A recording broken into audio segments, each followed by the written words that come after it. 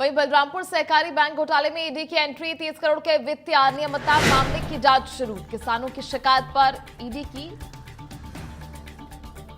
जांच की जा रही है।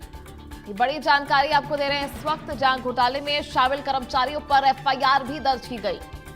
बलरामपुर सहकारी बैंक घोटाले में ईडी की एंट्री हुई है। ऐसे में सरगुजा संभाग के बैंक घोटाले की जांच तेज।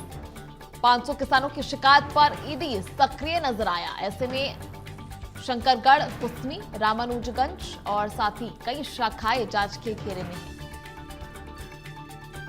कृषि मंत्री ने ईडी जांच का स्वागत किया है। घोटाले में शामिल कर्मचारियों पर एफआईआर दर्ज की मांग भी की जा रही है और फिलहाल इस पर एफआईआर दर्ज हुई है। ईडी जांच से किसानों में न्याय की उम्मीद जगती हुई दिखाई दे रही है।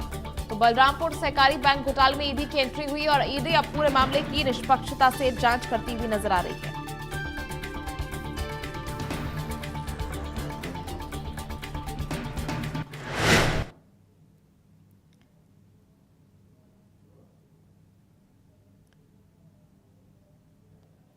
तो ऐसे में किसानों की शिकायत पर ईडी की जांच जारी है। शंकरगढ़, कुसमी, रामानुजगंज और तमाम अलग अलग क्षेत्रों में इसको लेकर जांच हो रही है। कृषि मंत्री ने ईडी जांच का स्वागत किया है। घोटाले में शामिल कर्मचारियों पर एफआईआर भी दर्ज की गई है। ऐसे में 30 करोड़ के वित्तीय अनियमितता मामले की जांच शुरू हो चुकी है।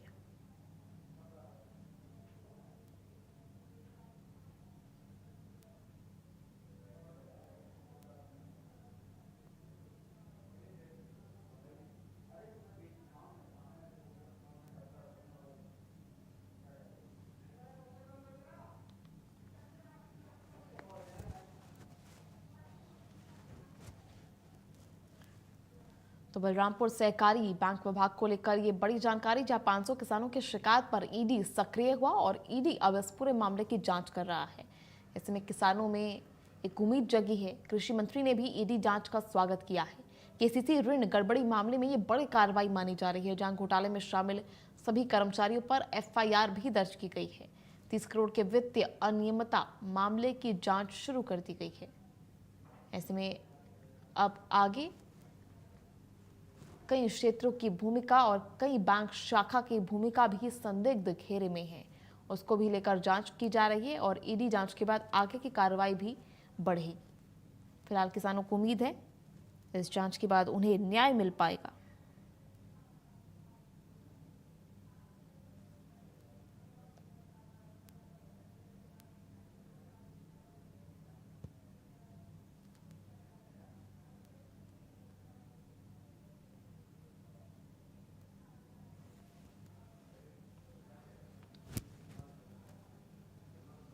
तो ऐसे में केसीसी ऋण गड़बड़ी मामले में ये बड़ी कार्रवाई मानी जा रही है, जहां 30 करोड़ के वित्तीय अनियमितता मामले की जांच भी शुरू कर दी गई है।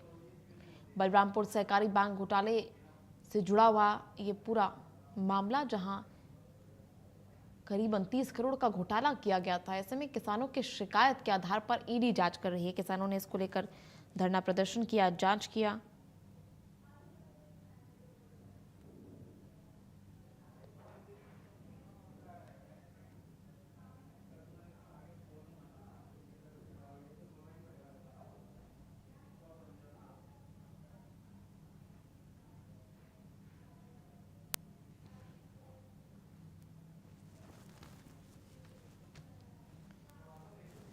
चलिए, ज्यादा जानकारी के लिए सहयोगी राकेश कनौजिया इस वक्त हमारे साथ बलरामपुर से लाइव जुड़ चुके हैं। राकेश, क्या कुछ जानकारी इस पूरे मामले को लेकर?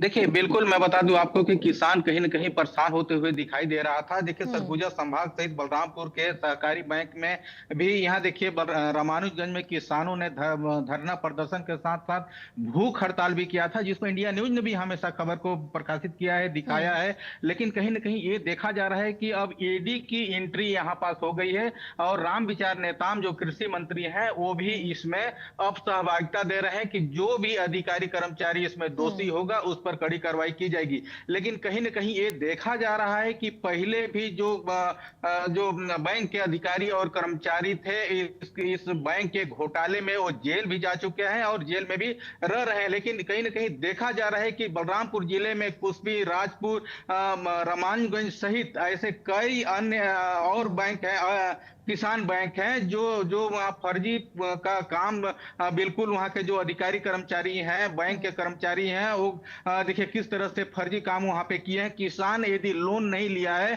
तो वो किसानों के नाम से भी लोन यहाँ पे दिखाया गया है और वो पैसा को हजम कर लिए हैं, अपने खाते में डाले हैं। तो कहीं ना कहीं देखा जा रहा है कि बैंक में किस तरह से जो बैंक कर्मचारी है वो घोटाला किए हैं। ऐसे में कहा जाए तो बलरामपुर जिले में लगभग 500 ऐसे किसान से भी ज्यादा है जो शिकायत भी दिए हैं, लेकिन कार्रवाई भी हुई है, लेकिन उस तरह से अभी कार्रवाई नहीं हो चुकी है। देखिए मैं बता दूं आपको कि सबसे बड़ी बात, यदि रामानुजगंज की हम बात करते हैं, वाड्रफनगर की हम बात करते हैं, यदि दर पर दर यदि खोला जाए केसीसी फर्जी लोन का, तो कहीं ना कहीं बहुत बड़ा एक मामला सामने आ सकता है। लेकिन अभी कुछ बैंक ऐसे भी बाकी है जो अभी जो ईडी है अभी एंट्री तो कर लिए, लेकिन उन बैंकों में भी ईडी की एंट्री होनी चाहिए जहां पे जो बैंक अभी सुरक्षित है उस पर नाम अभी वाड्रफनगर का नाम नहीं आया है, राजपुर का नाम नहीं आया है। लेकिन कहीं ना कहीं देखा जा रहा है कि जो किसान बता रहे हैं, कहीं ना कहीं किसान भी बहुत ज्यादा परेशान है। देखिए अभी खेती बाड़ी का दिन है, उनको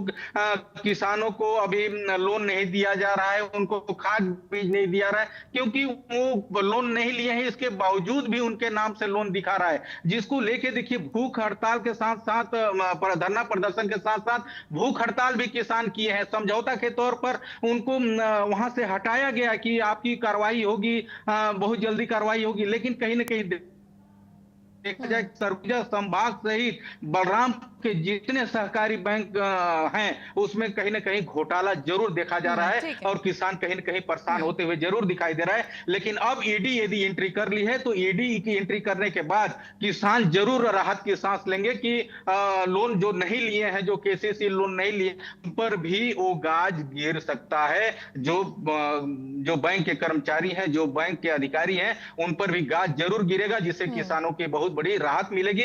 लेकिन कहीं ना कहीं देखा जा रहा है कि किसान अब आस लगाए बैठे हैं। अब ये कहा जा सकता है पूरे बलरामपुर जिला में कि 30 ठीक है, करोड़ से राकेश, ज्यादा देखेंगे होगा कि यहाँ फिलहाल क्या पास कुछ कार्रवाई जो है आगे ईडी के द्वारा की जाती है और क्या कुछ बड़े खुलासे होते हैं। बहुत बहुत शुक्रिया आपका जुड़ने के लिए, तमाम जानकारी साझा करने के लिए। अगली खबर रायपुर से, जहां नवे मलिक ड्रग केस में ईडी की